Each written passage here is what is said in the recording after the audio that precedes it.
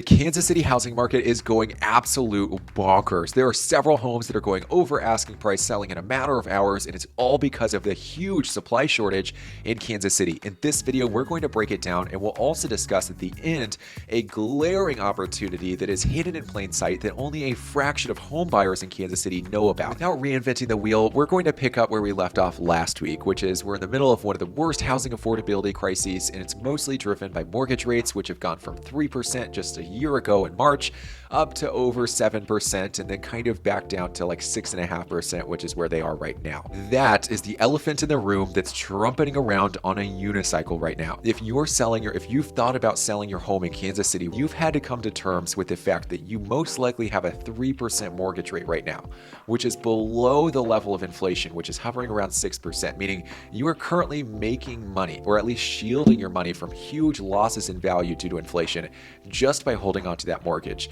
It's also something that we'll probably never see again in our lifetimes. So you're facing the decision to give that up in exchange for a 6.5% mortgage rate, which let's say you can refinance down the road. At best, what are we going to end up with? A 4.5% in the next 2 to 3 years? That's a huge jump. And it's also the reason why families who are growing and in need of more room, and why empty nesters who have had kids go off to college that are thinking about downsizing, that is exactly what's giving everybody pause when it comes to selling their home in 2023. We're going to break it down in this video, and we're starting with an article from Fortune.com titled "Home Sellers Go on Strike." I'm going to show you the most important graphs and pieces from this article so that we can skip through all the stuff that doesn't matter. The first graph, here it is. This is the amount of new listings that have hit the market across the country. It's not specific to Kansas City, but this will serve kind of as a reference point because the amount of new listings hitting the market in March of this year is very similar to the amount of listings that hit the market when we were in lockdown during COVID in 2020. That is a crazy reference point. And while we've increased a little bit to get to that point, that was kind of rock bottom in 2020. And that's like the peak of where we're at right now. So they did make one nuanced observation, which is that the amount of demand we're seeing right now does not consider all of those home sellers that would turn around and buy a home once mortgage rates actually decrease. Now I'm going to show you a couple more, and then we're going to move on, and I'm going to show you exactly what's happening on the ground here in Kansas City. So here's a graph that'll show you that inventory between this year and March of last year is actually up nearly 70%, which says that we're making headway, but we're still not there because here's a graph that kind of throws a wrench in the gears. We're still 40% below where we were when COVID started and we got ourselves in this mess in the first place. And to put this differently, here's a bar chart that kind of shows you the different levels of inventory. So long story short, we're better than the last couple of years, but we're still in the middle of a seller's market. And that's because there's not a huge incentive for sellers to sell when not only home prices are high, but also mortgage rates have more than doubled than the mortgage rate that they're currently paying on their home. Now, if you're currently looking at the market because you're considering selling, or you're probably in the market to purchase a home and you've just seen all of these homes go under contract really, really quickly, and I know the graphs are great and they show a visualization of all of the data, but I want to show you some concrete examples that I just happened to pull from Zillow and some of the listings around Kansas City this morning. So here, I'm going to show you two of them. Here's one from Overland Park. It has been saved by over 100 people and has just been on the market for 8 hours. 8 hours and 100 people have hit the heart button just on Zillow. We know there are plenty of people shopping on Realtor.com who are on their realtors set up MLS alerts that are favoriting things there. This is just the people on Zillow. And out of those people, 100 of them hearted this home that's listed at $290,000. Now, here's another example from Kansas City, Missouri that shows over 140 people saved this home in just one day of it being on the market. Now, obviously not all of these people are interested in these homes, but this is an important metric because let's say only 10% of them are like serious buyers who are ready to pull the trigger and are actually intently looking and going to see these homes in person. Let's say only 10% of them. That's 14 people that are all interested in that one property. And similar to the previous example from Overland Park, that's 10 people who are seriously interested in buying that home. And out of those 10 people, let's say even 2 of them write an offer. Well, right there's a bidding war and we're going over asking price almost certainly. But this is just crazy to see happening right now, despite the fact that mortgage rates have more than doubled since this time last year. Now, if you enjoy these market update videos, if you find them helpful, then let me know by hitting that like button below. And while you're at it, subscribe, because things could change in a moment's notice. But I'm going to be right here every single week, keeping you updated every step of the way.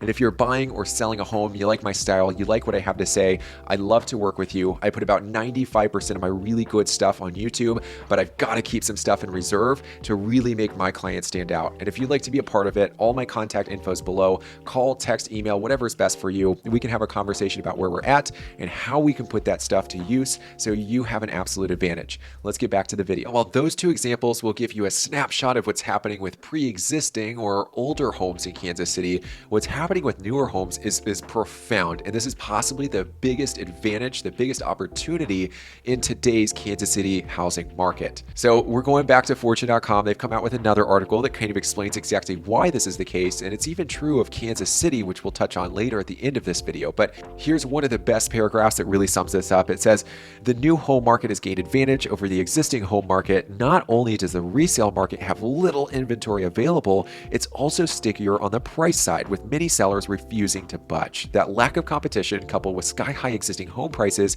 gives builders an edge if they're able to offer discounts like mortgage rate buydowns. And that's a very important distinction to make. Home builders are making up a majority, or closing in on a majority, of new supply in Kansas City right now. But the one biggest difference when it comes to negotiating is that builders have to sell those homes, right? Because they've got loans and financing out, and the longer they don't sell, the more money they're going to be paying to the bank, and it's going to eat up their bottom line. Whereas home sellers are sitting in a position where they've got 3% mortgage rates, and they can just choose not to sell, and instead to just remodel or update the parts of their home that could really match their current needs. So in other words, home builders are more motivated to sell than typical home owners at this point. Now, they also go on to say that the reason builders offer a huge advantage over older homes is because they have built-in margins that allow for incentives and mortgage rate buydowns. And here's an explanation of that. It says they're working with profit margins that allow them to do things like offer discounts. They have budgets for incentives where they'll spread around